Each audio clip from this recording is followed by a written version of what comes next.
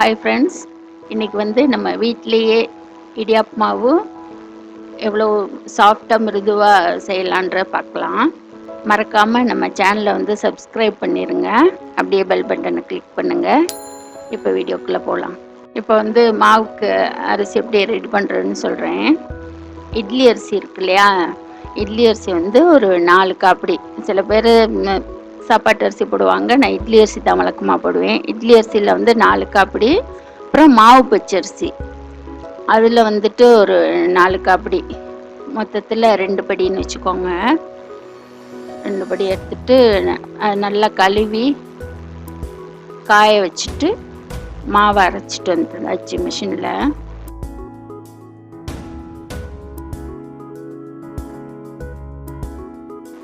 இப்போ வந்து இந்த மாதிரி ஒரு காட்டன் துணியில் பை மாதிரி தைச்சிக்கோங்க. சில இந்த புட்டை வைக்கிறதுக்கெல்லாம் நம்ம துணி போட்டு வைப்போம்ல, அது துணினா மாவு ஒரு பக்கம் கொட்டிடும் வைக்கிறோம். அதனால இந்த மாதிரி பை மாதிரி தைச்சிக்கிட்டோம்னா நம்ம வந்து மாவை வந்து ஃபஸ்ட்டு வேடு கட்டி அவிச்சிக்கிடலாம் குக்கரில் வச்சு.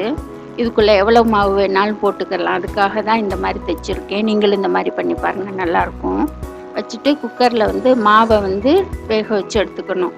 ஏன்னா இது நம்ம ஸ்டாக் பண்ணி வச்சா கூட ரொம்ப நாளைக்கு வந்து கெட்டே போகாது மாவு. அப்புறம் வண்டு கிண்டு அந்த மாதிரி பிடிக்காமல் இருக்கும். இடியாப்பமும் கூட வந்து நம்ம செஞ்சு சாப்பிட்டுட்டு மறந்துட்டு சமயத்தில் டைனிங் டேபிளே வச்சிட்டோம்னா கூட மறுநாள் காலையில் கெட்டு போயிடும். ஆனால் இது வந்து இந்த மாதிரி பண்ணிங்கன்னா ரொம்ப நேரம் வரைக்கும் கெடாமல் இருக்கும். அதனால இந்த மாதிரி இப்படி அவிச்ச உடனே மாவு வந்து இந்த மாதிரி கெட்டி கெட்டியாக இருக்கும் ஃபுல்லாக. அதெல்லாம் அப்புறமா கொஞ்சம் சூடாறினோடனே உடச்சி விட்டுட்டு இந்த மாதிரி நல்லா சளிச்சு எடுத்துக்கணும். கட்டி இல்லாமல்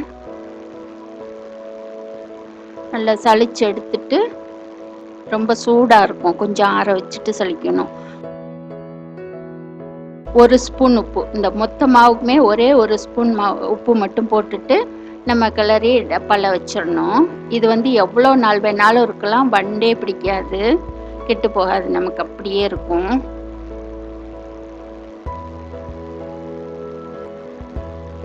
அடுத்து இதில் வந்து இடியாப்பம் செஞ்சு காமிக்கிறேன் பாருங்க.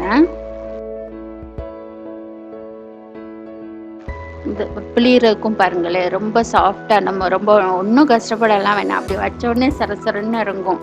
அதே மாதிரி சாப்பிட்றதுக்கும் அவ்வளோ சாஃப்டாக இருக்கும், நல்லா இருக்கும். நீங்களும் இதே மாதிரி செஞ்சு பாருங்கள் வீட்டில். பார்த்தீங்களா எவ்வளோ ஈஸியாக வருது பாருங்கள். ரொம்ப ப்ரெஸ் பண்ணலாம் வேண்டியதில்லை, நல்லா வரும்.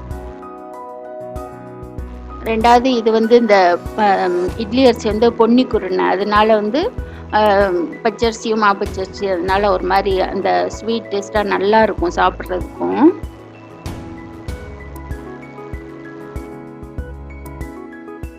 ரெடி ஆயிடுச்சு.